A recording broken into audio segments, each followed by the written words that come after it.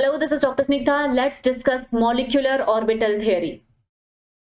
बच्चों, VBT आपने सीखा है, वहां पे क्या सीखा? One electron containing orbital of outermost shell of two elements overlap होते हैं और फिर बॉन्ड बन जाता है ना? One electron containing orbital of outermost shell overlap करते हैं, ओवरलैप होते हैं और फिर क्या होता है? बॉन्ड का फॉर्मेशन होता है, राइट? मॉलिक्यूलर ऑर्बिटल थ्योरी क्या कहती है? मॉलिक्यूलर ऑर्बिटल थ्योरी का कहना है कि नहीं, ऑर्बिटल ओवरलैप तो करेंगे लेकिन बॉन्ड का फॉर्मेशन नहीं होगा, मॉलिक्यूलर ऑर्बिटल का फॉर्मेशन होगा, ठीक है? तो एमओटी का कहना है orbitals orbitals of two different elements overlap. बिल्कुल, ओवरलैप तो वीबीटी में भी हुई थी और एमओटी में भी होगी, ठीक है? लेकिन एमओटी में जो ओवरलैप होता है उस ओवरलैप के कारण मॉलिक्यूलर ऑर्बिटल्स बनेंगे, मॉलिक्यूलर ऑर्बिटल्स बनेंगे, बॉन्ड नहीं बनेगा, मॉलिक्यूलर ऑर्बिटल बनेगा। Okay fine. अब ये जो ओवरलैप है एमओटी में ऑर्बिटल्स का ओवरलैप नॉट नेसेसरी कि वो हमेशा ही आउटर मोस्ट शेल के ऑर्बिटल्स हों, जो इनर शेल के ऑर्बिटल्स हैं वो भी पार्टिसिपेट कर सकते हैं in overlap to form molecular orbitals. Okay, तो inner as well as outer orbitals can participate। VBT में सिर्फ और सिर्फ आउटर ऑर्बिटल पार्टिसिपेट करता है, ये आप जानते हो। फाइन। अब जब एक बॉन्ड बन जाता है ना, तो बॉन्ड बनने का, जैसे मान लो H और H है, ये एक एक इलेक्ट्रॉन के साथ ओवरलैप हुआ और बॉन्ड बन गया। ये जो बॉन्ड है ये एक रिलेटिवली लोकलाइज्ड कॉन्सेप्ट है। हम कहते हैं ये जो बॉन्ड बन गया है ये अब यहीं प्रेजेंट रहेगा दो हाइड्रोजन के बीच में। ओके, तो ये जो कॉन्सेप्ट है ना, ये है बॉन्ड का concept is localised concept, localised concept. Fine. लेकिन एक मॉलिक्यूलर ऑर्बिटल का फॉर्मेशन जब हो जाता है तो उस मॉलिक्यूलर ऑर्बिटल का हम ये नहीं मानते कि हमेशा एक ही जगह पे प्रेजेंट रहेंगे, लोकलाइज रहेंगे।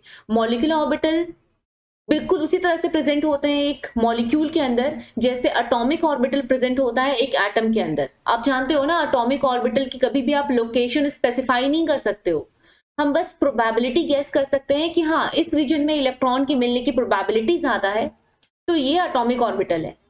सिमिलरली मॉलिक्यूलर ऑर्बिटल जो है वो एक जगह पे फिक्स नहीं रहते, उनके मिलने की मैक्सिमम प्रोबेबिलिटी कहां पर है ये हम निकाल सकते हैं, ठीक है? तो मॉलिक्यूलर ऑर्बिटल का जो फॉर्मेशन है ना, ये concept is relatively delocalised concept, delocalised concept. Got it?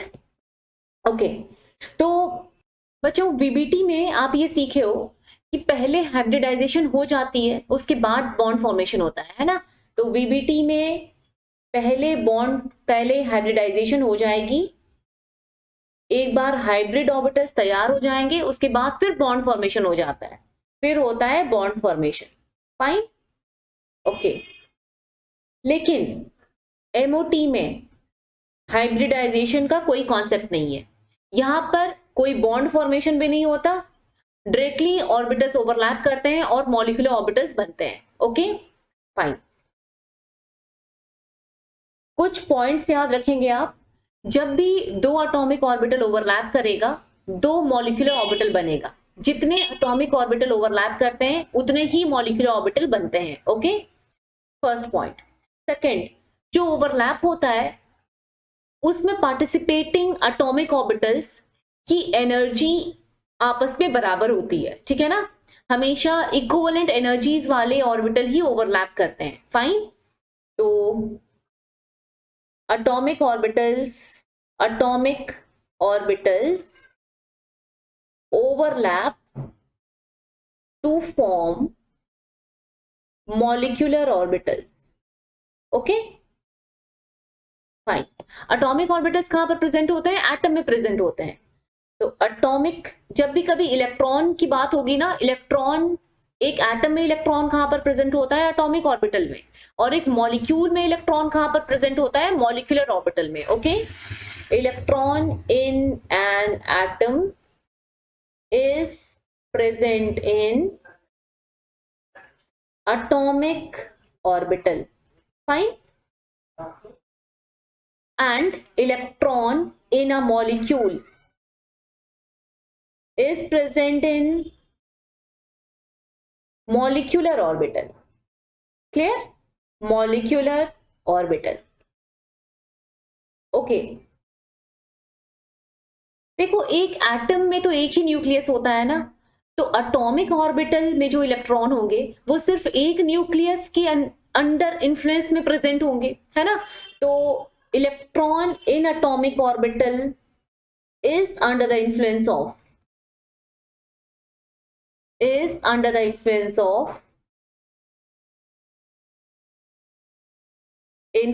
Of one nucleus. ठीक है, सिर्फ उस एटम के न्यूक्लियस के अंदर, उस एटम के न्यूक्लियस के इन्फ्लुएंस के अंदर इलेक्ट्रॉन प्रेजेंट है एटॉमिक ऑर्बिटल में। लेकिन electron in molecular orbital, electron in molecular orbital कहां पर प्रेजेंट होता है? Electron in molecular orbital is under the influence of more than one nucleus, क्योंकि एक मॉलिक्यूल में एक से ज्यादा न्यूक्लियस होते हैं और मॉलिक्यूल में ही मॉलिक्यूलर ऑर्बिटल का कॉन्सेप्ट आता है। इसका मतलब है जो मॉलिक्यूलर ऑर्बिटल बने वो मोर देन वन न्यूक्लियस के इन्फ्लुएंस में रहेंगे, है ना। Okay, number of atomic orbitals combining is equal to number of molecular orbitals formed. Okay, fine. तो अगर दो ऑर्बिटल ओवरलैप होते हैं, दो एटॉमिक ऑर्बिटल ओवरलैप होंगे तो दो मॉलिक्यूलर ऑर्बिटल बनेगा, है ना। टू एटॉमिक ऑर्बिटल्स का अगर ओवरलैप हुआ तो बनेंगे दो मॉलिक्यूलर ऑर्बिटल्स। ओके, दो मॉलिक्यूलर ऑर्बिटल्स आर फॉर्म्ड। अब ये किस तरह से बनते हैं आपको पता है ना, एटॉमिक ऑर्बिटल्स में इलेक्ट्रॉन है अल्टीमेटली, और इलेक्ट्रॉन है तो इलेक्ट्रॉन की पार्टिकल और वेव नेचर दोनों ही होती है। तो हम इलेक्ट्रॉन के वेव नेचर की हेल्प से डिफाइन करेंगे ओवरलैप को। ओके, एटॉमिक ऑर्बिटल, एक एटॉमिक ऑर्बिटल को मैंने बताया कुछ इस तरह से, ये फर्स्ट एटॉमिक ऑर्बिटल है, और ये तो क्लियर है कि एटॉमिक ऑर्बिटल में electron, that's why atomic orbital को मैं वेव फॉर्म में डिफाइन कर रही हूं। एक और एटॉमिक ऑर्बिटल को हमने इस तरह से डिफाइन किया। अब क्या हो रहा है, इनकी हो रही है इंटरफेरेंस। इंटरफेरेंस दो तरह से हो सकती है, या तो कंस्ट्रक्टिव इंटरफेरेंस होगा या फिर डिस्ट्रक्टिव इंटरफेरेंस होगा। ओके, कंस्ट्रक्टिव इंटरफेरेंस का क्या मतलब है, ये देखो, positive part of this wave, positive part, negative part, positive negative part of wave. Positive part अगर वेव का पॉजिटिव पार्ट ऑफ वेव के साथ इंटरफेयर करेगा तो फिर आप इस इंटरफेरेंस को बोलोगे कंस्ट्रक्टिव इंटरफेरेंस। पॉजिटिव पॉजिटिव के ऊपर, ठीक है, इसका मतलब है नेट जो वेव बनेगा उसकी एम्पलीट्यूड और ज्यादा आएगी in case of constructive interference. अगर इसकी एम्पलीट्यूड ए है और अगर इस वेव की एम्पलीट्यूड बी है तो इसका मतलब है नेट ये जो वेव आया है आफ्टर कंस्ट्रक्टिव इंटरफेरेंस, इसकी एम्पलीट्यूड कितनी आएगी, ए प्लस बी। और अगर यही डिस्ट्रक्टिव इंटरफेरेंस हुआ होता तो उसमें क्या होता है, पॉजिटिव पार्ट, ये जो है ना आपका क्रेस्ट वाला पार्ट, वो दूसरे वेव के ट्रफ वाले पार्ट के साथ सुपर इंपोज हो रहा होता है। तो इसका मतलब है ये पॉजिटिव पार्ट सेकेंड वेव के नेगेटिव पार्ट के साथ सुपर इंपोज होगा। नेट वेव जो आपकी बनेगी वो छोटी सी बनेगी और उसकी एम्पलीट्यूड कितनी आएगी, उसकी एम्पलीट्यूड आएगी, अगर ए ज्यादा है व्हेन कंपेयर टू बी तो नेट एम्पलीट्यूड कितना आ जाएगा, ए माइनस बी हो जाएगा हम लोगों का नेट एम्पलीट्यूड। ठीक है, ओके, तो amplitude in case of constructive interference increase हो रही है और in case of destructive interference decrease हो रही है। फर्स्ट वाला है कंस्ट्रक्टिव इंटरफेरेंस। तो आप ये बताओ, दो तरह के ऑर्बिटल तो तैयार हो गए, ये दोनों थे एटॉमिक ऑर्बिटल, ये दोनों एटॉमिक ऑर्बिटल थे, और यहाँ जो बने हैं ना, ये बने हैं मॉलिक्यूलर ऑर्बिटल्स। ये दो तरह के मॉलिक्यूलर ऑर्बिटल तैयार हो गए हैं, ठीक है। एक तैयार हुआ है कंस्ट्रक्टिव इंटरफेरेंस से, कंस्ट्रक्टिव इंटरफेरेंस से, और एक तैयार हुआ है डिस्ट्रक्टिव इंटरफेरेंस से, डिस्ट्रक्टिव इंटरफेरेंस से। कौन से वेव की स्टेबिलिटी ज्यादा होगी, किस वेव की स्टेबिलिटी ज्यादा होगी? ऑब्वियसली उस वेव की स्टेबिलिटी ज्यादा है जो कंस्ट्रक्टिव इंटरफेरेंस से बना है, क्योंकि डिस्ट्रक्टिव इंटरफेरेंस तो ऐसा भी हो सकता है, अगर इनिशियली जो कंबाइनिंग वेव्स हैं उनकी अगर एम्पलीट्यूड सेम है तो डिस्ट्रक्टिव इंटरफेरेंस में एम्पलीट्यूड कितना आएगा? 0, है ना। और अगर एम्पलीट्यूड 0 आ गया इसका मतलब है वेव डिस्ट्रॉय हो गया, वेव ही नहीं रहा। तो हमेशा ज्यादा स्टेबल वेव किस केस में बनता है? कंस्ट्रक्टिव इंटरफेरेंस में। डिस्ट्रक्टिव इंटरफेरेंस में अनस्टेबल वेव बनेगा। ओके, तो यहां पर जो वेव बन रहा है वो कंपैरेटिवली ज्यादा स्टेबल है, इधर जो वेव बन रहा है वो कंपैरेटिवली कम स्टेबल है। फाइन। अब कंस्ट्रक्टिव इंटरफेरेंस से आपने जिस मॉलिक्यूलर ऑर्बिटल को ड्रॉ किया है उसे हम कहते हैं BMO, bonding molecular orbital. Okay, BMO bonding molecular orbital, bonding molecular orbital. और डिस्ट्रक्टिव इंटरफेरेंस से आपने जिस वेव को ड्रॉ किया है, जो वेव बना है, जो मॉलिक्यूलर ऑर्बिटल बना है, उसे हम कहते हैं anti bonding molecular orbital. Clear? Okay, तो दो तरह के मॉलिक्यूलर ऑर्बिटल बने, इनकी स्टेबिलिटी को आप डिफाइन कर सकते हैं। बॉन्डिंग मॉलिक्यूलर ऑर्बिटल की स्टेबिलिटी ज्यादा होती है व्हेन कंपेयर टू एबीएमओ, ठीक है। इसे हम शॉर्ट में बीएमओ बोलते हैं और इसे शॉर्ट में कहते हैं एबीएमओ। एनर्जी किसकी ज्यादा होगी? जिसकी स्टेबिलिटी ज्यादा उसकी एनर्जी कम होती है ना। तो एनर्जी कम होगी बीएमओ की, और एनर्जी अधिक होगी एबीएमओ की। यहां पर होगा एनर्जी अधिक, ठीक। फाइन। तो अगर कभी आपको एनर्जी वाइज ऑर्डर लिखना हो ना, तो सबसे ज्यादा एनर्जी किसका लिखोगे? सबसे ज्यादा एनर्जी आप लिखोगे एबीएमओ का, ठीक है। उसके बाद किसकी एनर्जी लिखोगे? And atomic orbital. और उसके बाद कौन सा होगा? Bonding molecular orbital. और स्टेबिलिटी का ऑर्डर इसके जस्ट अपोजिट, ठीक है। ओके, जब भी कभी आप एंटी बॉन्डिंग मॉलिक्यूलर ऑर्बिटल को डिनोट करते हो ना, तो वो हमेशा स्टार से डिनोट किया जाता है। एबीएमओ जो होता है उसको जब हम आगे डिनोट करेंगे तो स्टार से डिनोट करेंगे, और बीएमओ में हम स्टार नहीं लगाएंगे। Okay, fine. अब हम ओवरलैप देखते हैं। मैंने आपको बताया था इक्विवेलेंट एनर्जी वाले आपस में ओवरलैप करते हैं, और यहां पर मॉलिक्यूलर ऑर्बिटल को बनाने के लिए इनर ऑर्बिटल्स भी पार्टिसिपेट करते हैं, सिर्फ आउटर मोस्ट शेल के ऑर्बिटल्स नहीं। ओके, तो जैसे 1s किसके साथ ओवरलैप करेगा? 1s के साथ ओवरलैप करेगा। एक एग्जांपल आप नोट कर लो, 1s overlaps with 1s। 2s किसके साथ ओवरलैप करेगा? 2s के साथ ओवरलैप करेगा। 3s किसके साथ ओवरलैप करेगा? 3s के साथ ओवरलैप करेगा, ठीक है। 1s और 2s की ओवरलैप नहीं होती है। सिमिलरली px किसके साथ ओवरलैप करेंगे? px ओवरलैप करेगा px के साथ। ये तो वैसा ही है जैसे वहां पे वीबीटी में था, सिग्मा बॉन्ड बने, पाई बॉन्ड बने, हमेशा px के साथ ओवरलैप करता था, py के साथ, और pz के साथ, ठीक है। यहां पर भी वही होगा, py के साथ ओवरलैप करेगा, pz के साथ ओवरलैप करेगा। ओके, ठीक है। अब सबसे पहले फर्स्ट ओवरलैप देखो, 1s और 1s का, 1s और 1s ओवरलैप किया। 1s और 1s के ओवरलैप से दो मॉलिक्यूलर ऑर्बिटल बनेंगे। ये दोनों तो एटॉमिक ऑर्बिटल है ना, ये तो एटॉमिक ऑर्बिटल है। इनके ओवरलैप से दो मॉलिक्यूलर ऑर्बिटल बनेंगे, दो मॉलिक्यूलर ऑर्बिटल बने। इनका नाम क्या होगा? एक होगा सिग्मा और एक होगा सिग्मा स्टार, ठीक है। तो सिग्मा और एक सिग्मा स्टार। सिग्मा क्यों बोल रहे हैं? देखो, आप जानते हो जो हमारा वीबीटी होता है वहां पे हम सीखे हैं एस हमेशा सिग्मा बॉन्ड बनाता है, कभी भी पाई बॉन्ड नहीं बनाता है।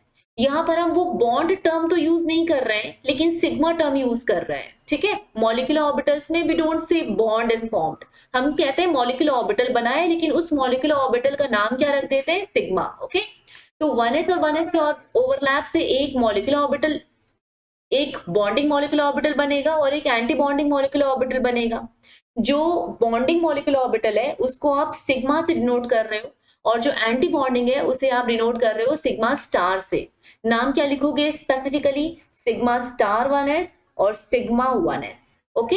ये है बॉन्डिंग मॉलिक्यूलर ऑर्बिटल, ये है एंटी बॉन्डिंग मॉलिक्यूलर ऑर्बिटल। हर बार दो लोग ओवरलैप करेंगे और एक एंटी बॉन्डिंग बनता जाएगा, एक बॉन्डिंग बनता जाएगा, ठीक है। किस तरह से, कंस्ट्रक्टिव और डिस्ट्रक्टिव इंटरफेरेंस से, फाइन, ओके। अब अगर 2s और 2s ओवरलैप करेंगे, 2s और 2s ओवरलैप किए तो क्या बनेगा, एक बनेगा सिग्मा स्टार 2s और एक बनेगा sigma 2s। Sigma 2s is bonding molecular orbital, sigma star 2s is anti bonding molecular orbital, okay. Next है 2p के ऑर्बिटल्स का ओवरलैप, ओके। 2px के साथ ओवरलैप करता है, 2py के साथ ओवरलैप करता है, 2pz के साथ ओवरलैप करता है, ठीक है। तो जब ओवरलैप होगा उसके बाद कितने सारे ऑर्बिटल्स बनेंगे, 6 ऑर्बिटल्स बनेंगे, है ना। 2pz ये जो ओवरलैप होता है इसको हम बाय डिफॉल्ट मॉलिक्यूलर एक्सिस मान लेते हैं, z को हम बाय डिफॉल्ट मॉलिक्यूलर एक्सिस मान लेते हैं। तो z के अबाउट अगर by default z is considered as molecular axis, z axis, तो इसका मतलब है z के अबाउट जो ओवरलैप होगी वो हमेशा क्या बनाएगा, सिग्मा बॉन्ड बनाएगा। तो हम बोलेंगे 2pz के ओवरलैप से बनता है सिग्मा, मॉलिक्यूलर ऑर्बिटल, बॉन्ड नहीं, यहां पर मॉलिक्यूलर ऑर्बिटल। 2py के ओवरलैप से बनता है पाई, और 2pz के ओवरलैप से बनता है पाई, मॉलिक्यूलर ऑर्बिटल्स, ओके, फाइन। पहले हम बॉन्डिंग मॉलिक्यूलर ऑर्बिटल को लिख लेते हैं जिनकी एनर्जी कम होती है। बॉन्डिंग 1 2 3 ऑर्बिटल बने, ये तीनों ही बॉन्डिंग है ना। थोड़ा इरेज करना होगा, शिफ्ट करना होगा, नहीं तो स्क्रीन के बाहर जा रहा है, ओके। 1 2 3 ये 3 बॉन्डिंग मॉलिक्यूलर ऑर्बिटल्स बन रहे हैं। एंटी बॉन्डिंग मॉलिक्यूलर ऑर्बिटल्स कितने बनेंगे, 3 ही बनेंगे, हमेशा तो यही होता है, 2 ओवरलैप करते हैं, एक बॉन्डिंग एक एंटी बॉन्डिंग बनता है। तो 2pz के ओवरलैप से एक बॉन्डिंग और एक एंटी बॉन्डिंग बना होगा, है ना। 2py के ओवरलैप से एक बॉन्डिंग एक एंटी बॉन्डिंग बना होगा। तो 2pz वाला जो है उसका नाम सिग्मा रखेंगे, सिग्मा हमेशा एक ही होता है। तो ये जो है ये सिग्मा है, कौन सा सिग्मा, सिग्मा 2pz, ठीक है, ओके। एंटी बॉन्डिंग वाले का नाम क्या रखोगे, जो अकेला है वो सिग्मा है, जो एक है वो सिग्मा है, okay. Sigma star 2pz, clear, sigma star 2pz, fine. अब पाई, ये दो आपको दिख रहे हैं ना, दोनों एक जैसे हैं, ये दोनों बॉन्डिंग के हैं, पाई 2px और पाई 2py, दोनों की एनर्जी सेम होती है। पाई 2px या फिर पाई 2py, आप लेफ्ट राइट किसी को भी कुछ भी कह सकते हो, पाई 2px और पाई 2py। ऊपर में जो बना है उसको क्या बोलोगे, पाई स्टार, ठीक, पाई स्टार 2px और पाई स्टार 2py, गॉट इट। तो ये पाई वाले जो बने हैं ना, इनकी एनर्जी आपस में बराबर है, दैट्स व्हाई इनको इक्वल साइन दे दिया है, clear. Now let's draw molecular orbital diagram in different molecules, molecular orbital diagram, ठीक है, ये हमें ड्रॉ करना है अलग अलग मॉलिक्यूल्स में। तो फर्स्ट केस है जहां पे number of electrons in molecule is less than equal to 40, और सेकेंड केस है जहां पर number of electrons in molecule is more than 40, okay. हमें क्या ड्रॉ करना है, जो मॉलिक्यूलर ऑर्बिटल्स बनेंगे उनकी एनर्जी वाइज डायग्राम ड्रॉ करनी है। जो सबसे कम एनर्जी वाले होंगे उनको हम नीचे लिखेंगे, जो ज्यादा एनर्जी वाले हैं उनको हम ऊपर लिखेंगे, ठीक है, ओके। तो सबसे पहले क्या है कि 1s, ये तो हमेशा ही ऐसा होगा ना, 1s और 1s ओवरलैप करेगा, 1s और 1s ओवरलैप करेगा। 1s और 1s के ओवरलैप से क्या बनता है, सिग्मा स्टार 1s और सिग्मा 1s। ठीक है, हम नीचे लिखेंगे सिग्मा 1s, ऊपर लिखेंगे सिग्मा स्टार 1s। क्यों? क्योंकि सिग्मा स्टार की जो एनर्जी होती है वो ज्यादा होती है देन सिग्मा 1s। ओके, फिर आगे बढ़ोगे, आगे बढ़ के आप लिखोगे सिग्मा, आगे बढ़ के हम लिखेंगे 2s के लिए, 2s का ओवरलैप होगा, 2s के ओवरलैप से क्या बनेगा, सिग्मा 2s बनेगा और सिग्मा स्टार 2s बनेगा। ठीक है, यही सेम बात राइट साइड में भी होगी। राइट साइड में भी क्या होगा, यही सब सेम सेम, एक ऑर्बिटल, ये है सिग्मा 1s। उन केसेस में भी जहां पर मोर देन 14 इलेक्ट्रॉन्स हैं इन अ मॉलिक्यूल, उन केसेस में भी सिग्मा 1s बन रहा है, फिर सिग्मा स्टार 1s बन रहा है 1s के ओवरलैप से। फिर जो ऑर्बिटल्स हैं वो ऑर्बिटल्स ओवरलैप करते हैं और बनाते हैं 2s ऑर्बिटल्स ओवरलैप करते हैं और बनाते हैं सिग्मा 2s और सिग्मा स्टार 2s। ठीक है, यहां तक तो आप समझ रहे हो क्या रहा है। जैसे कि एक नाइट्रोजन है, ठीक है, ये हम एग्जाम्पल अभी देखेंगे। एक मान लो नाइट्रोजन है, तो नाइट्रोजन के पास कितनी सारे इलेक्ट्रॉनिक कॉन्फ़िगरेशन नाइट्रोजन की क्या होगी, 1s2 2s2 2px1 2py1 2pz1, यही है ना इलेक्ट्रॉनिक कॉन्फ़िगरेशन नाइट्रोजन की। टोटल मिलाकर कितने सारे इलेक्ट्रॉन है, 7 इलेक्ट्रॉन्स है। अब जब हम N2 लिखेंगे तो N2 को क्या लिखोगे, डबल हो जाएंगे ना इलेक्ट्रॉन्स, 2 नाइट्रोजन आ गया। तो 2 नाइट्रोजन जब आ गया, 1s2 2s2 2px1 2py1, एक और नाइट्रोजन की ये कॉन्फ़िगरेशन है, एक ये पहला वाला नाइट्रोजन, एक ये दूसरा वाला नाइट्रोजन। ओके, फिर क्या होता है, ओवरलैप, 1s का ओवरलैप होता है और क्या बनता है, सिग्मा 1s और सिग्मा स्टार 1s। 2s का ओवरलैप होता है और क्या बनता है, सिग्मा 2s और सिग्मा स्टार 2s। और फिर इनका भी ओवरलैप होता है, ये वाला ओवरलैप से क्या बनेगा, सिग्मा और सिग्मा स्टार 2pz, और इनके ओवरलैप से बनेगा पाई और पाई star 2px and pi and pi star 2py। Okay, तो इस तरह से ओवरलैप हो रही होती है, उसी ओवरलैप को हम यहाँ पर लिख रहे हैं। अब मैं 2p ओवरलैप का डायग्राम बना रही हूं, ध्यान से देखना। 1 1 2 3, ठीक है, 4 5 6, 2p का ओवरलैप होता है तो टोटल मिलाकर 6 मॉलिक्यूलर ऑर्बिटल्स बनते हैं। उनकी अरेंजमेंट मैंने राइट साइड में कुछ इस तरह से रखी है। लेफ्ट साइड में अरेंजमेंट कैसे रखूंगी, 1 2 3, लेकिन 1 2 3, ये वाली अरेंजमेंट। ठीक है, अब देखते हैं, पहले नाम लिख दो इन सबका। नाम क्या लिखोगे, जो अकेला है नीचे वालों का नाम क्या होता है, नीचे वालों का नाम बिना स्टार के लिखा जाता है ना, ऊपर वालों का नाम स्टार के साथ लिखा जाता है। तो सबका नाम स्टार के साथ पहले लिखेंगे। जो अकेला है वो क्या है, सिग्मा, और जो साथ में है वो पाई है। तो ऊपर वाले का नाम हम लिखेंगे सिग्मा स्टार, ठीक। नीचे वाले का नाम क्या लिखोगे, सिग्मा। ओके, सिमिलरली यहां पर भी हर जगह सिग्मा स्टार और सिग्मा लिख लो। सिग्मा स्टार अकेला वाला सिग्मा, नीचे वाला सिग्मा, ऊपर वाला सिग्मा स्टार। जो साथ में है वो कौन से हैं, 2px और 2py है, लेकिन वो पाई है, तो pi star 2px is equal to pi star 2py। Clear, fine. इधर भी लिखोगे ना, pi star 2px is equal to pi star 2py। Okay, ठीक है। अब सिग्मा को भी कंप्लीट कर देते हैं। 2pz, सिग्मा तो हमेशा क्या होगा, 2pz और 2pz, क्योंकि डिफॉल्ट एक्सिस z एक्सिस है। फाइन, अब दो लोग साथ में बॉन्डिंग मॉलिक्यूलर ऑर्बिटल में, इसमें भी लिख लीजिए, pi 2px is equal to pi 2py।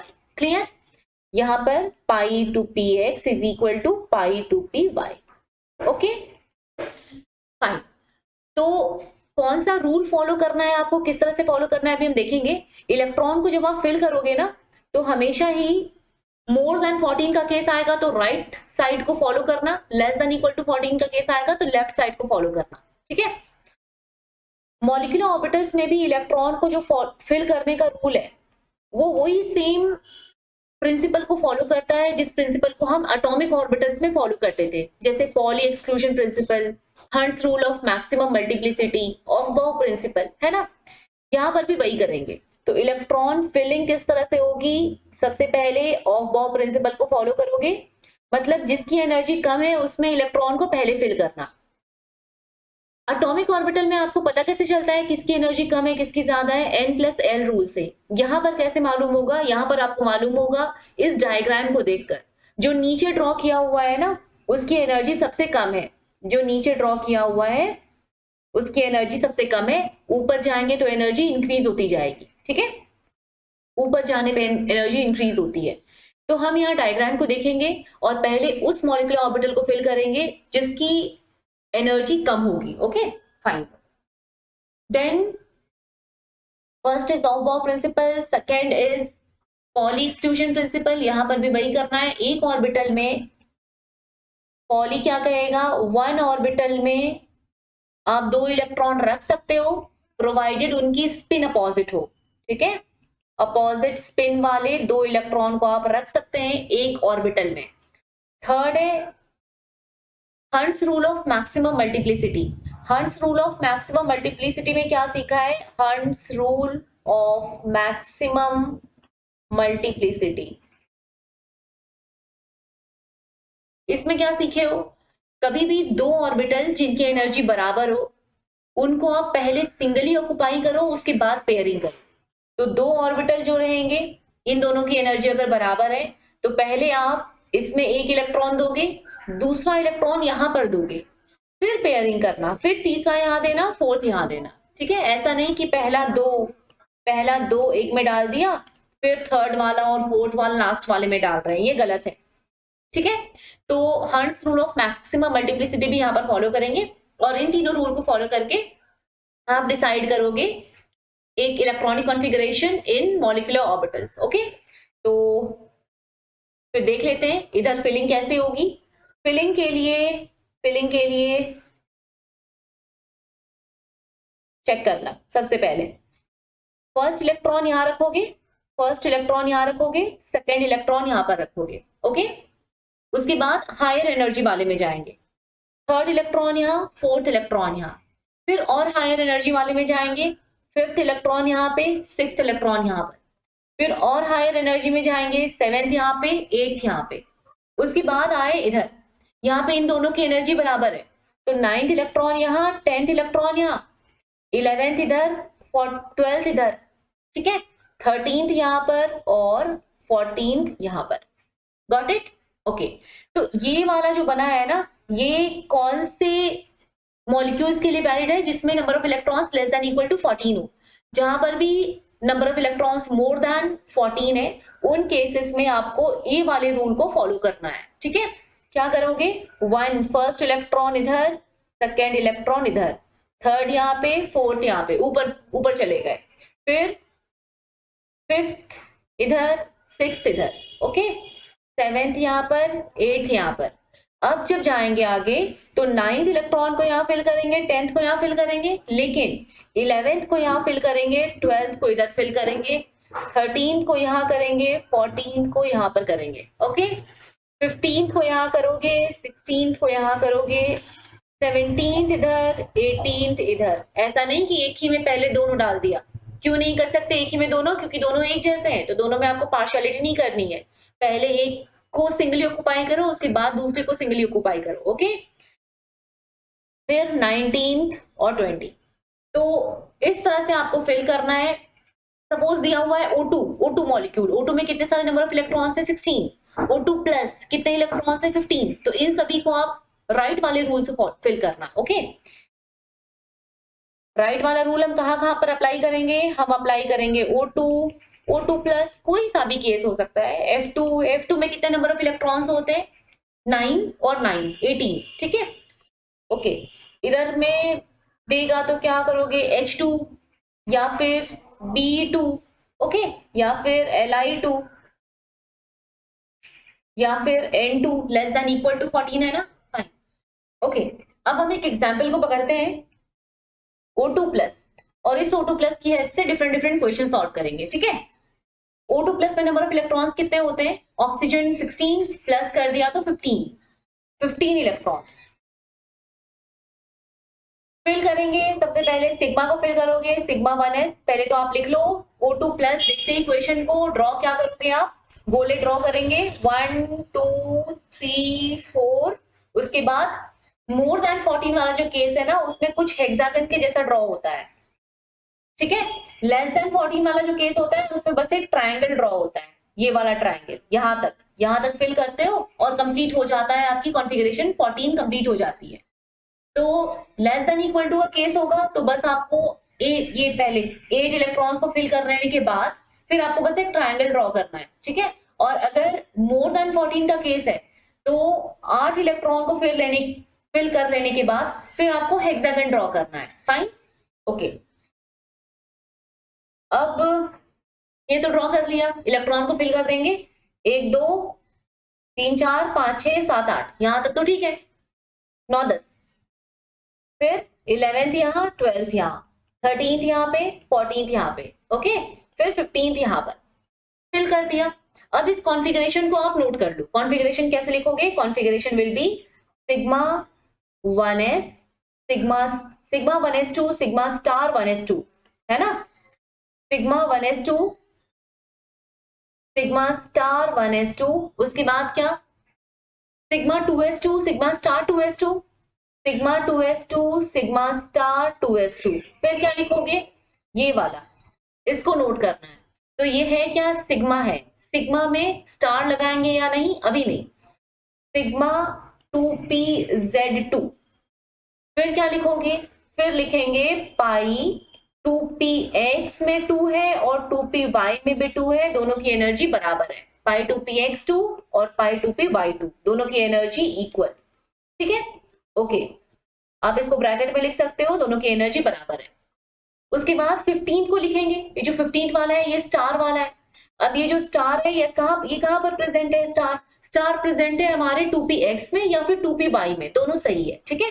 तो 2px में स्टार प्रेजेंट है, एक इलेक्ट्रॉन उसमें रख दिया है, आप 1 इलेक्ट्रॉन को स्टार 2px में भी रख सकते हो, 1 इलेक्ट्रॉन जो बचा है 15th इलेक्ट्रॉन उसको आप चाहो तो पाई स्टार 2py में भी रख सकते हो, दोनों करेक्ट है, ओके, ठीक। 2py जो है वो कैसा होगा, 0 होगा, समझ गए। अब ये फिल कर लेने के बाद आपसे सबसे पहले क्वेश्चन पूछता है, फर्स्ट क्वेश्चन, आप बताओ आपका जो मॉलिक्यूल है वो पैरामैग्नेटिक है या डायमैग्नेटिक है, क्वेश्चन नंबर 1। तो हमारा मॉलिक्यूल पैरामैग्नेटिक है या नहीं ये देखते हैं।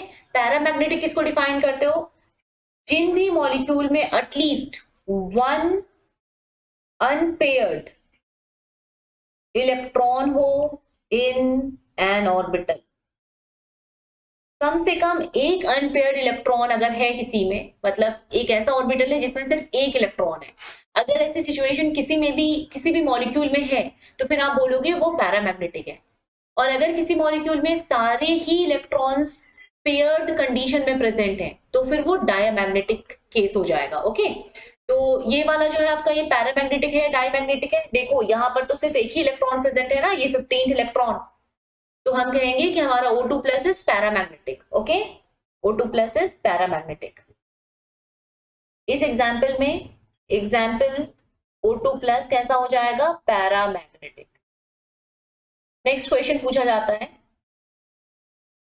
बताइए बॉन्ड ऑर्डर क्या होगी, बॉन्ड ऑर्डर। बॉन्ड ऑर्डर निकालने के लिए हमें क्या करना होता है, number of electrons in bonding molecular orbital minus number of electrons in anti bonding molecular orbital upon 2। तो यहाँ पे देखना, यहाँ पे चेक करना, नंबर ऑफ O2 के केस में, O2 प्लस के केस में number of electrons in bonding molecular orbital कितना है, बॉन्डिंग में कौन कौन से इलेक्ट्रॉन है, 2 इलेक्ट्रॉन ये वाले हैं, 2 इलेक्ट्रॉन ये वाले हैं, नीचे वाला बॉन्डिंग होता है ना, ओके, यहाँ वाला है, यहाँ वाला है, ये पूरा बॉन्डिंग है, ये सब बॉन्डिंग है। एंटी बॉन्डिंग कौन सा है, स्टार वाला कौन सा है, ऊपर वाला।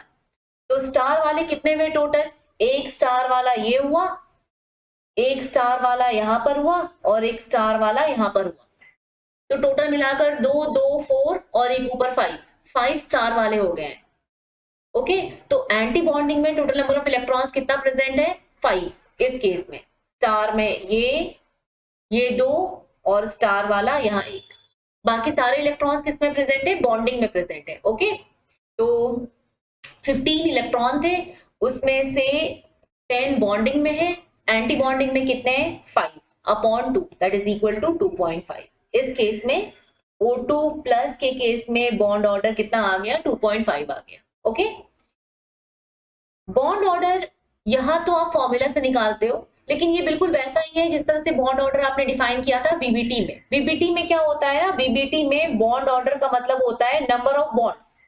बीबीटी में बॉन्ड ऑर्डर का मतलब होता है नंबर ऑफ बॉन्ड्स। तो जैसे नाइट्रोजन के केस में कितने बॉन्ड होते हैं, N2 में 3 बॉन्ड होते हैं, तो हम क्या बोलेंगे बीबीटी के अकॉर्डिंग बॉन्ड ऑर्डर कितना, 3। यहां पर भी कैलकुलेट करोगे तो आपको बॉन्ड ऑर्डर 3 ही मिलेगा। आप देख लो एक बार, यहां पर भी कैलकुलेट करने से बॉन्ड ऑर्डर 3 ही मिलता है। देखते हैं कैसे। नाइट्रोजन का केस है, केस नाइट्रोजन का टोटल 14 इलेक्ट्रॉन्स। नाइट्रोजन के केस में आप फिलिंग किस तरह से करते हो, वो ट्रायंगल वाला बना के। एक एग्जाम्पल है ये, नाइट्रोजन के केस में फिलिंग कुछ इस तरह से करते हैं, 1 2 3 4, ये वाली होती है ना फिलिंग। ठीक है, इलेक्ट्रॉन्स कैसे फिल करोगे, नीचे से ऊपर की तरफ इलेक्ट्रॉन को फिल करते हैं, नीचे से ऊपर की तरफ। 2 यहाँ पे, 2 यहाँ पे, 2 यहाँ पे, 2 यहाँ पे, 8 हो गया।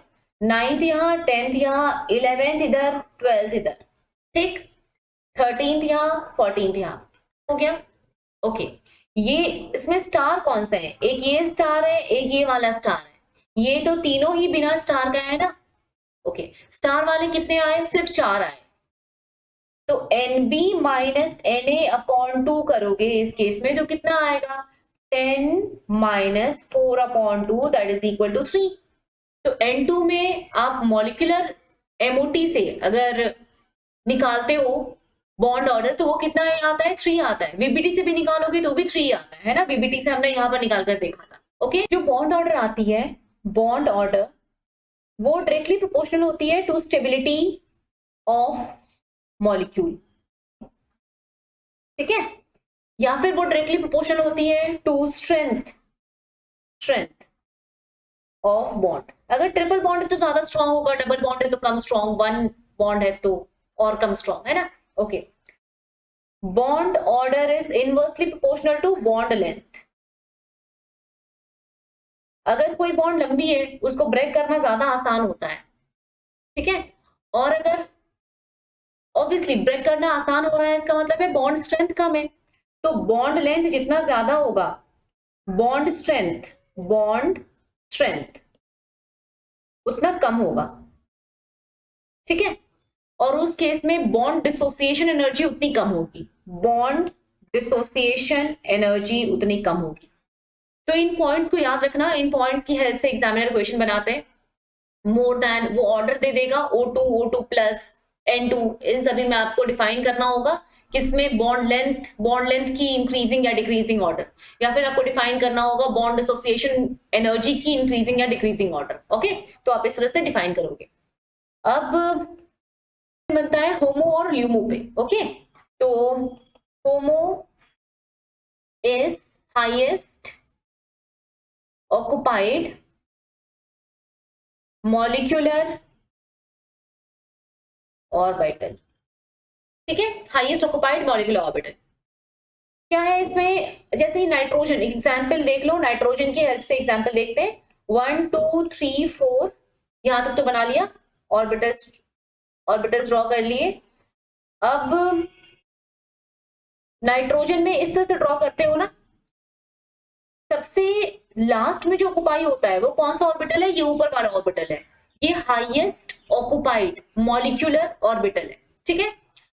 ओके, अब इसका नाम क्या लिखोगे, नाम तो यहां से लिखना शुरू करते हैं, यहाँ पे जाते हैं तो ये दोनों पाई हो जाता है, पाई पाई 2px और पाई 2py, ठीक, दोनों इक्वल। और ये ऊपर वाला क्या होता है, सिग्मा 2pz। सिग्मा 2pz में 2 इलेक्ट्रॉन्स होते हैं इन केस ऑफ नाइट्रोजन।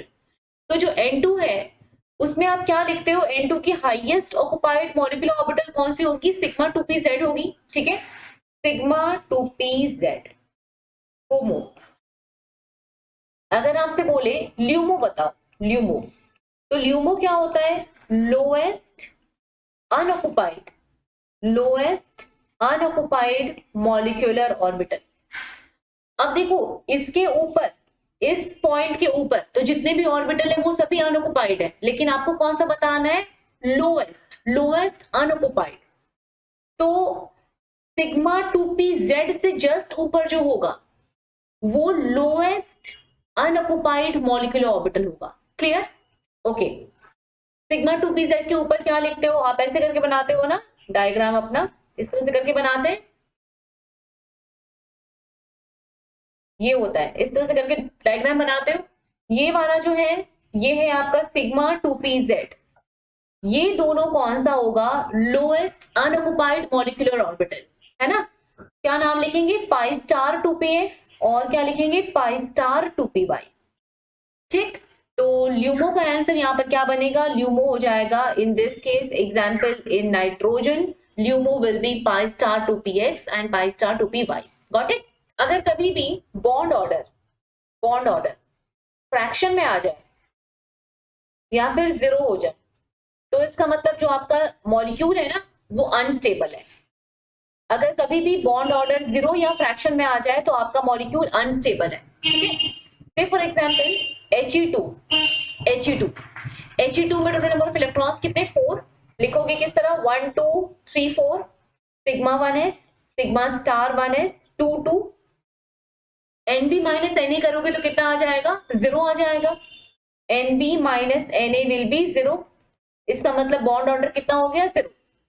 तो He2 का बॉन्ड ऑर्डर 0 आ रहा है, इसका मतलब क्या है, He2 अनस्टेबल है, एग्जिस्ट नहीं करता है। फाइन,